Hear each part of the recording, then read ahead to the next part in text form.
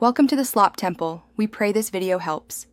You start by verifying compatibility. Check the Android version and the car head unit model so you know which protocol to use. Plug a known good data cable into the phone and the car. Once done, make sure the phone battery is above 50% to avoid interruptions.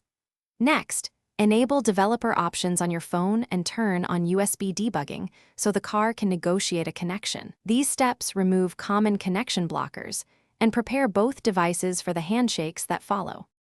Once the basics are ready, update Android Auto and the car head unit firmware so both speak the latest protocol. On connection, choose the proper USB mode, often file transfer or car mode, because charging only will not allow data. If you use wireless Android Auto, pair Bluetooth first for the initial handshake and then force the phone onto the car's 5 GHz Wi-Fi or hotspot to carry audio and screen data. These configuration choices resolve most mid-process failures and align communication layers. You finish by restarting both the phone and the head unit so fresh sessions start cleanly. Then verify audio, mic, and navigation pass through correctly. If problems persist, clear the Android Auto app cache or reinstall the app to remove corrupted settings.